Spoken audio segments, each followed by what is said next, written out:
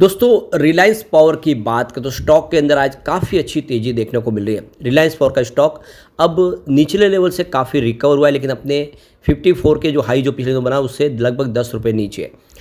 अब यहाँ पे कुछ बड़ी गुड न्यूज़ निकल के आ रही है जिसको इस वीडियो के माध्यम से हम डिस्कस करेंगे। रिलायंस पावर जो अनिल धीरूभाई अंबानी ग्रुप की एक ऐसी कंपनी जो अब आप देखो कि पावर सेक्टर में तेज़ी से अपने कारोबार को आगे बढ़ा रही है। रिन्यूएबल एनर्जी में अपना पोर्टफोलियो तेज़ी से बढ़ा रही है। कंपनी स्टोरेज के ऊपर भी काम करी है और इंडिया के अलावा ग्लोबल मार्केट में भी तेज़ी से अपने कारोबार को आगे बढ़ा रही है। ऐसे में क्या अनिल धीरूभाई अंबानी के दिन पलट चुके हैं और रिलायंस इंफ्रा और रिलायंस पावर क्या आने वाले समय कुछ बेहतर कर सकते हैं, समझने की कोशिश करेंगे इस वीडियो के माध्यम से। वैसे बाज़ार भी बहुत ज़्यादा रिकवर हो चुका है। बाज़ार में फिर से एफआईआई की खरीदारी शुरू हुई है। क्या बाज़ार के लिए शुभ संकेत है? और सबसे जो बड़ी बात है कि क्वार्टर 4 भी आने वाला, क्या है उम्मीद क्वार्टर 4 की, उसको जानेंगे इस वीडियो के माध्यम से। लेकिन फ्रेंड्स उससे पहले अगर आप पहली बार हमारे चैनल पे आए तो चैनल को सब्सक्राइब कर दीजिए, एक बेल आइकॉन दबा दीजिए ताकि जब भी नया वीडियो बने पहला नोटिफिकेशन आपको मिले। वीडियो पसंद आए तो लाइक से ज़रूर कीजिए। चलो फ्रेंड्स वीडियो स्टार्ट करते हैं। मैं हूँ आपका दोस्त SB दवे और हमारे अपने चैनल ऑनलाइन कमाई में आपका बहुत बहुत स्वागत है। तो सबसे पहले रिलायंस पावर के कारोबार की बात करें तो 44.86 पर इस समय स्टॉक आपको ट्रेड करता हुआ दिखाई देगा, जहाँ पे 3.06% की तेजी यानी 3% के आसपास की तेजी है। इंट्राडे में 46 तक चला गया था। तो आप देख सकते हो कि यहाँ पे करीब पिछले 5 दिनों में एफआई की खरीदारी के दम पे स्टॉक ने बेहतर किया, 8% से ज़्यादा की उछाल देखने को मिली है। तो देख सकते हो कि यहाँ पे गुरुवार यानी आज स्टॉक में कुछ दबाव देखने को नहीं मिला है, लेकिन बाज़ार में दबाव की स्थिति बनी हुई है।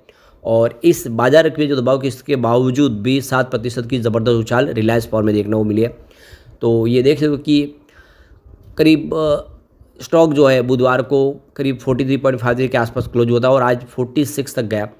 तो ये देख सकते हो कि रिलायंस पावर के शेयरों में कीमत में ये उछाल BSE और NSE पर हाई ट्रेडिंग वॉल्यूम के कारण देखने को मिल रही है, यानी भारी भरकम वॉल्यूम में काम कर रहे हैं। कुछ लोग हैं जो इस लेवल पे खरीदारी कर रहे हैं, यानी अब आप देख सकते हो कि क्वालिटी स्टॉक में खरीदारी शुरू हो चुका है। करोड़ों शेयर खरीदे जा रहे हैं FIDI की तरफ से, जिसकी वजह से ये माहौल पॉजिटिव बना है। तो 24 अप्रैल को देखें तो यहाँ पे 6 करोड़ शेयरों का कारोबार देखने को मिला सुबह सुबह ही, और जबकि एक हफ्ते के औसतन जो शेयर है वो 5 करोड़ का आसपास का कारोबार हुआ है और आज इसमें वॉल्यूम में ज़बरदस्त वृद्धि हुई है, यानी किसी ने यहाँ पे इस लेवल पे करोड़ों शेयर की खरीदारी की है। तो कंपनी के शेयरों में तेज़ी ऐसे समय में देखने को मिल रही है जब भारत में आज बाज़ार में गिरावट देखने को मिल रही है। 7 दिनों से चली आ रही बढ़त का सिलसिला आज टूट गया है। उसके बावजूद भी रिलायंस पावर का स्टॉक बेहतर कर रहा है। कंपनी का मार्केट कैप 17,486 करोड़ के आसपास है। 5 दिनों में कंपनी के शेयर में 8% के आसपास की उछाल देखने को मिली है। वही एक महीने में 19% की तेज़ी स्टॉक के अंदर आई है और पिछले एक साल में अगर आप देखें तो 65.43% का इसने पॉजिटिव रिटर्न दिया है। तो रिलायंस पावर के शेयर 24 अप्रैल 2020 को अगर आप देखें तो 2.18 रुपीज़ के आसपास थे और 24 अप्रैल 2025 को ये 46.87 के पार पहुंच गए, यानी बहुत ही बेहतर प्रदर्शन किया। कंपनी के शेयरों में पिछले 5 साल में 2000% का ज़बरदस्त रिटर्न देखने को मिला है। अगर किसी व्यक्ति ने 5 साल पहले रिलायंस पावर के शेयरों में 1 लाख रुपए लगाए होते तो उनके निवेश में इस समय जो मौजूदा वैल्यूशन है उसके हिसाब से 1 लाख रुपये की अगर आप देखें तो शेयरों की वैल्यू 21.50 लाख होती है, यानी 1 लाख का 21.5 लाख बनता वो दिखाई देता। तो ये बहुत बड़ी बात है, उसने बेहतर प्रदर्शन किया है। यहाँ पे रिलायंस पावर के शेयरों में पिछले 2 साल में भी 280% से अधिक का उछाल देखने को मिला है। 21 अप्रैल 2023 को 12.01 के आसपास स्टॉक था। कंपनी के शेयर 24 अप्रैल 2025 को 46.87 के पार पहुँचे हैं। वही पिछले एक साल में अगर आप देखें तो 70% के आसपास की तेज़ी देखने को मिली है। कोटक म्यूचुअल फंड ने मार्च में रिलायंस पावर के शेयर में करीब 33.43 लाख शेयर ऐड किए, यानी कोटक की तरफ से जो है कोटक बैंक ने अपने म्यूचुअल फंड के माध्यम से काफ़ी बड़ा निवेश किया है और वो भरोसा कर रहे हैं।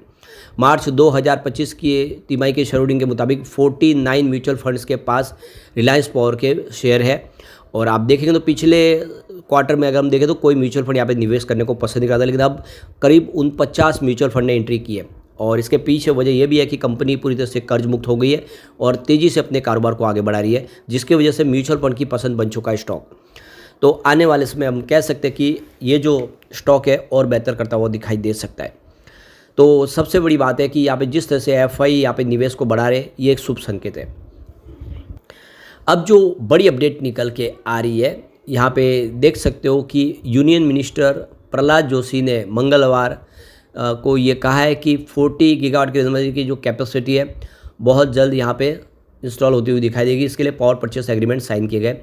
तो यहाँ पे सरकार ने अपना जो टारगेट सेट किया है कि हर साल 50 गीगावाट की एनुअल कैपेसिटी को ऐड करना है, ताकि 2030 तक 500 गीगावाट की कैपेसिटी को पाया जा सके, जिसमें 292 गीगावाट सोलर एनर्जी का योगदान होगा। तो कुल मिला के देख लो कि सरकार इसके लिए कोशिश पूरी कर रही है। PV modules testing facilities national institute of solar energy में की जा रही है। तो इंडिया ने 29.52 गीगावाट की जो रिन्यूएबल एनर्जी कैपेसिटी 2024-25 में इंस्टॉल की है। और ये देख सकते हो कि रिन्यूएबल एनर्जी की जो डिमांड है आने वाले समय में 2032 तक डबल होने की उम्मीद है। ऐसे में इस सेक्टर में संभावना बहुत ज़्यादा प्रचुर है। अब यहाँ पे जो पिक डिमांड है ऑल टाइम हज की है, तो यहाँ पे देख लो कि मई 2024 में 250 गीगावाट के आसपास पहुंची थी पिक डिमांड पे पावर की समर सीजन में। तो प्रहलाद जोशी का कहना है कि हमने अलग अलग स्टेट के साथ में यहाँ पे पावर परचेस एग्रीमेंट 40 गीगावाट तक के प्रोजेक्ट के लिए कर लिए, जिससे आने वाले समय जो भी ऊर्जा का निर्माण होगा वो सारा यहाँ पे खपत हो जाएगी। तो यहाँ पे प्रहलाद जोशी का ये भी कहना है कि करीब 12 लाख हाउस होल्ड के लिए सोलर रूफटॉप इंस्टॉल किए जा चुका है प्रधानमंत्री सूर्य मुफ्त घर बिजली योजना के तहत। यानी लगातार सोलर रूफटॉप की जो है इंस्टॉल कैपेसिटी बढ़ रही है और सरकार का सपोर्ट मिल रहा है, लोग इसमें बढ़ चढ़ के हिस्सा ले रहे हैं। तो कुल मिला के देख सकते हो कि ये बहुत बड़ी गुड न्यूज़ है और पावर सेक्टर के लिए सरकार ने इस समय पूरी तरह से राहत के द्वार खोले हैं। इसमें रिलायंस पावर जैसी कंपनी को बेनिफिट हो सकता है, क्योंकि रिलायंस पावर आप सोलर विंड प्रोजेक्ट भी करती है और साथ में स्टोरेज प्रोजेक्ट भी करती है। अभी पिछले दिनों उन्होंने solar energy corporation of India की तरफ से एक सोलर और एनर्जी स्टोरेज का प्रोजेक्ट भी हासिल कर लिया है, सरकारी टेंडर। अब यहाँ पे देखो कि रिन्यूएबल एनर्जी की जो कैपेसिटी है उसमें सरकार जो अपना टारगेट सेट किया कि 500 गीगावाट की कैपेसिटी 2030 तक पाएंगे। इसके अलावा अगर आप देखें तो 28 गीगावाट की जो कैपेसिटी 24 फायदे से 2024 तक पाई गई है और इसको हम तेज़ी से बढ़ाते हुए 50 गीगावाट तो एनुअली लेके जाने की सरकार की मंशा है। गवर्नमेंट की तरफ से पूरा सपोर्ट दिया जा रहा है। सरकार इस समय देखे तो कोल मिनिस्ट्री भी जो है कोल रिक्वायरमेंट को भी फुलफिल करने की तैयारी, यानी जो ऊर्जा की खपत है उसको पूरा करने के लिए भी इस समय कोल की भी रिक्वायरमेंट होगी, तो उसको भी कम न पड़े उसकी भी स्टोरेज कैपेसिटी को बढ़ाया गया, स्टॉक बढ़ाया जा रहा है और जितने थर्मल पावर प्लांट है उसको पहुँचाया जा रहा है। तो डिमांड ग्रोथ इस समय समर सीजन की वजह से लगातार हाई बनी हुई है। इसके अलावा सरकार डिस्ट्रीब्यूशन और ट्रांसमिशन रिफॉर्म के लेके आ रही है, ज़्यादा से ज़्यादा ग्रिड कनेक्टिविटी के माध्यम से जो लीकेज की प्रॉब्लम को सॉल्व करके और रिन्यूएबल एनर्जी के माध्यम से ऊर्जा की ज़रूरत को पूरा करने की सरकार तैयारी कर रही है। तो यहाँ पे देख सकते हो कि बहुत सारी संभावना तलाश है। इसके अलावा 40 ट्रिलियन रुपीज़ का यहाँ पे आने वाले कुछ सालों में निवेश किया जाएगा। इस इन्वेस्टमेंट अपॉर्चुनिटी के माध्यम से आप समझ सकते हो कि एक बड़ा रास्ता क्लियर किया होता हुआ दिखाई देगा। तो सरकार जिस तरह से कोशिश कर रही है उससे हम कह सकते हैं कि रिलायंस पावर को बड़ा बेनिफिट हो सकता है। अब यहाँ पे अगर हम देखें तो रिलायंस इंफ्रास्ट्रक्चर की ही यहाँ पे प्रमोटर के तौर पे हिस्सेदारी है 23.20% और आप देखिए इसकी सब्सिडीज कंपनी है। इसके अलावा VFSI होल्डिंग प्राइवेट लिमिटेड यानी FI की 5.1% की होल्डिंग है। ये वर्दे पार्टनर्स की कंपनी है जिन्होंने इक्विटी दी थी, इक्विटी ली है कर्ज के बदले में और वो हिस्सेदार बने हैं, जिसके वजह से इन्होंने अपने कर्ज को चुकाया। HUF के पास 2.3% की होल्डिंग है। इसके अलावा life insurance corporation of India की बात करें DI 2.6% की होल्डिंग, यानी LIC ने में बहुत सारा निवेश किया, जम के खरीदारी किया इसके अंदर और ये बहुत बड़ी बात है।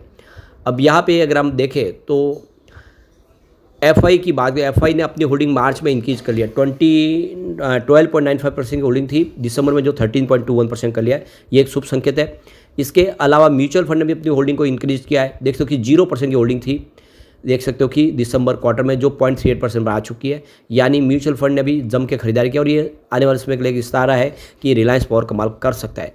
लेकिन फ्रेंड्स, कोई भी इन्वेस्टमेंट करने से पहले अपने फाइनेंशियल एडवाइजर से एडवाइस ले ले या अपना खुद का रिसर्च करें, क्योंकि मैंने वीडियो आपके एजुकेशनल पर्पज़ के लिए ही बनाए। वीडियो पसंद आए तो लाइक से कीजिए और चैनल को सब्सक्राइब कर दीजिए। Thank you friends.